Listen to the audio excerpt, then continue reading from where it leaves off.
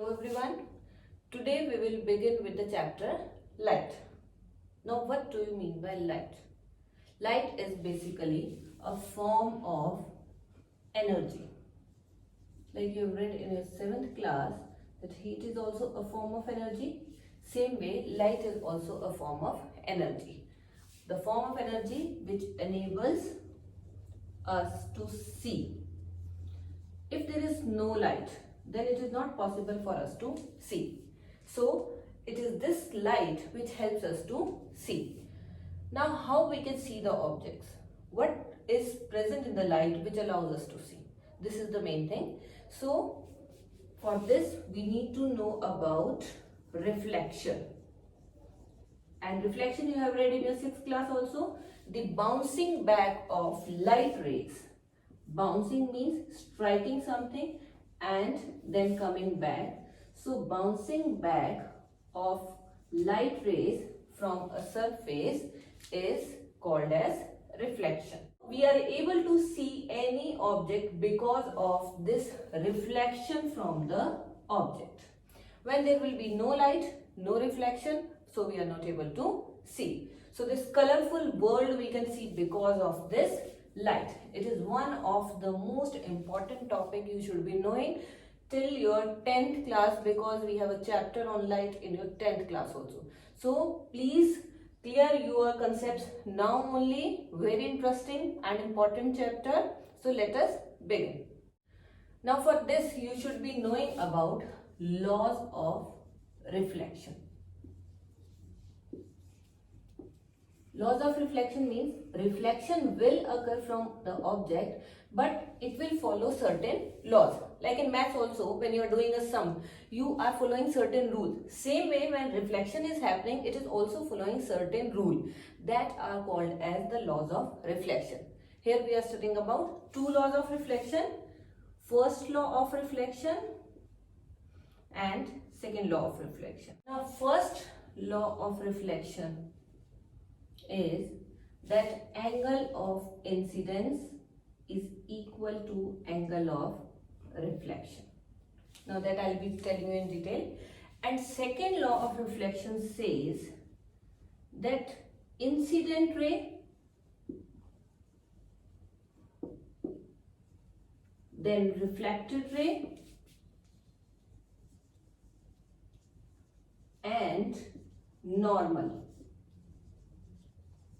These three should lie in the same plane. So these are the two laws of reflection which you should be keeping in mind while drawing any ray diagram.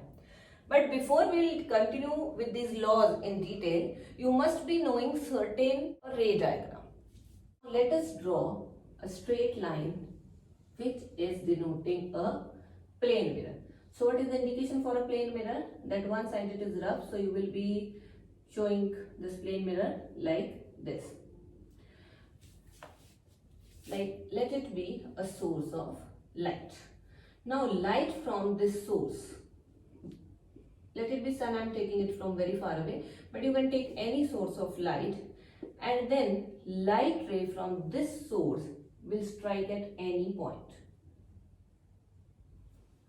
Now this is the incident ray, the ray which has come from the source of light and will strike to the plane mirror at any particular point. That is called as incident ray. Arrow direction should be towards the mirror, and the point where it strikes will be called as the point of incidence.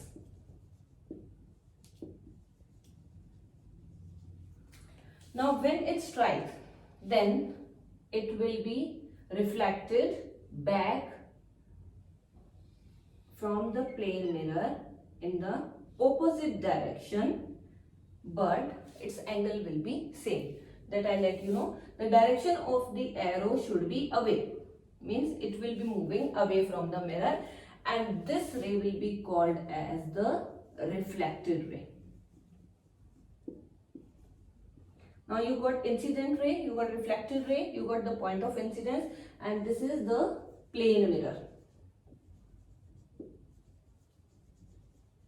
Then we'll be drawing a normal from the point of incidence, a line perpendicular, imaginary line which will be perpendicular to the point of incidence will be drawn, and that will be labeled as normal.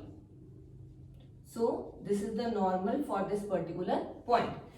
Each point of incidence, wherever the incident ray will strike, will have its own normal. Means this normal will be for this point of incidence only. If the incident ray will come from here and then will strike here, so the point of incidence will become this and the normal will be drawn from here. So now we have got this incident ray, this reflected ray, normal. Now here some angle is being formed between the normal and the incident ray. This angle is called as angle of incidence. And one angle is between your angle, this reflected ray and normal, that will be called as your angle of reflection. You have to keep in mind that because this is the normal is at 90 degree.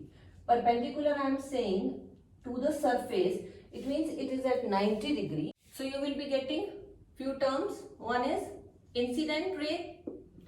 If you have to write definition for incident ray, then you can easily write the ray which comes out from the source of light and strikes the plane mirror, that will be the incident ray. Here I am talking about the plane mirror. Otherwise, whatever shiny surface or whatever object is strike, that will be the incident ray. Then we will have reflected ray. Reflected ray is the ray which is bounced back after striking of the incident ray at the point of incident. Again it will be same whether it strikes to a plane mirror or to an object. Then we have normal. It is an imaginary line which we draw at 90 degree from the point of incidence in that particular case. Then we have point of incidence. This is the point. This will be just point only. So this is the point at which the incident ray strikes and the reflected ray comes out, means bounces back. Then we will have the angle of incidence. This will be the angle formed between the incident ray and the normal. It will not be the angle formed between the plane mirror or the object and the incident ray. Then we have the angle of reflection.